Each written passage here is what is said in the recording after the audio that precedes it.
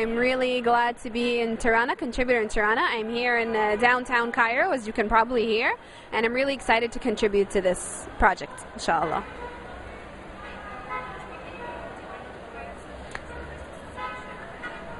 All right.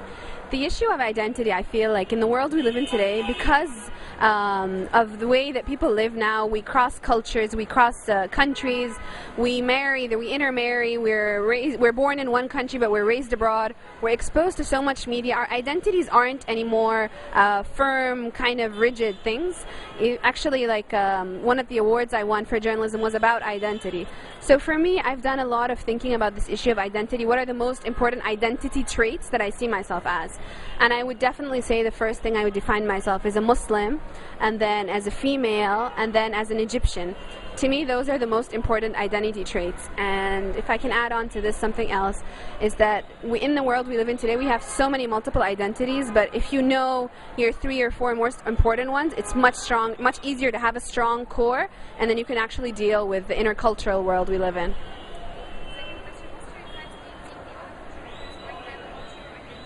Right. If I define myself as a Muslim Egyptian, when I talk first of Muslim, I'm a Muslim Egyptian woman. Unfortunately, there's a lot of stereotypes, and this has got to do a lot with media in the world we live in today. Like I said, there's already stereotypes against us. Like if you're raised abroad and you come here, there's so many, anyway, so I would say, it's generalization. As a Muslim woman, I would say the 5, because I write for a Muslim Media Watch, a website where we critique how Muslim women are represented in the media, and we've come up with the 5 biggest stereotypes about Muslim women, or the 5 ways we're presented. One is usually we're very oppressed. This is the one right now in the media, that we're very oppressed. We need all the help, we need to be liberated. Number 2, which is a remnant of like 100 years ago, we're very exotic and we're very sexy, and that you're just the woman in the harem. And then you have the stereotype, there's so many stereotypes, or the stereotype of the woman who's actually, how do I put this?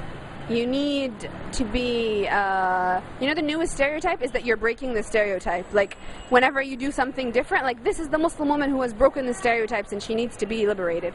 As Egyptians, that you're lazy, or that our attitude towards times, things that come from the culture and then they're generalized as something normal. As, of course, again, however, when it comes back to Muslim women, this is always our biggest problem, is that you're always represented as you need help, without us, without our help, you can't succeed. So definitely there are a lot of stereotypes, and it's a lot to do with the media, how the media presents us. And we do the same, actually, and there's a lot of stereotypes about how we present, as Arabs, present the West in general, so that needs help. That we're unaccepting, that we're very rigid, that our beliefs, our faith actually holds us back, and keeps us, you're not modern, you're not updated with the civilization as the world should be today. So there's a lot of stereotypes on both sides, and we need to fix those.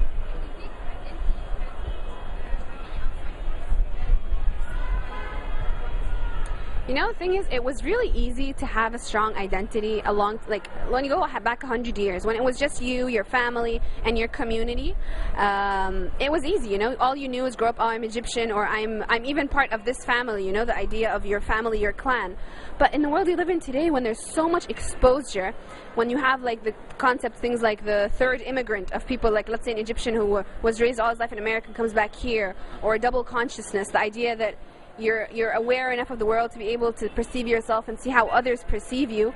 This is what threatens your identity, that we have so many identities that it becomes kind of diluted, that you might not have a strong root, especially if you travel a lot or you meet a lot of different people. The more exposed you are to different things, the harder it is, if you don't have a very strong core and knowledge, and this is who I am and this is what I want to be, that you kind of get lost in the middle. All right, am I an Egyptian, or am I a citizen of the world?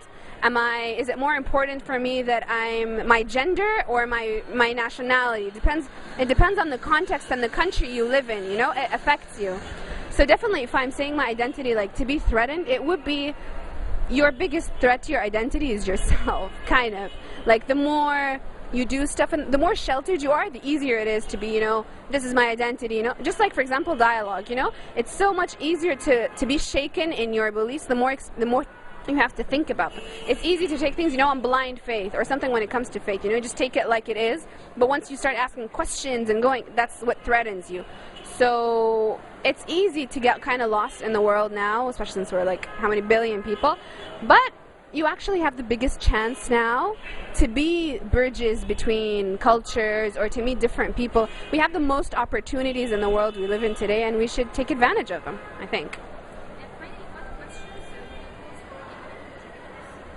As in related to identity? Definitely for me, I would ask, because this is a question I've thought of a lot, how do you define, like, your identity, where does it come from? Is it more, Amin Ma'louf, the writer who writes on identity, he wrote a really famous book on identity. He asked, is vertical like your family more important, or the horizontal kind of influences, your environment? How do you define yourself? What's more important? Is it nature or nurture? When you come to is it because you were born this way, or how did you decide which identity traits were the most important to you? Is it let's say, like, I'm betting if someone lives in like a country where there's war, then maybe nation would be important. But if the war is something religion, if you're talking about Israel and Palestine, maybe where faith comes in, then maybe faith becomes more important. To think more about, why do you define yourself the way you do? What made those things the most important to you? That would be a cool question. You're welcome.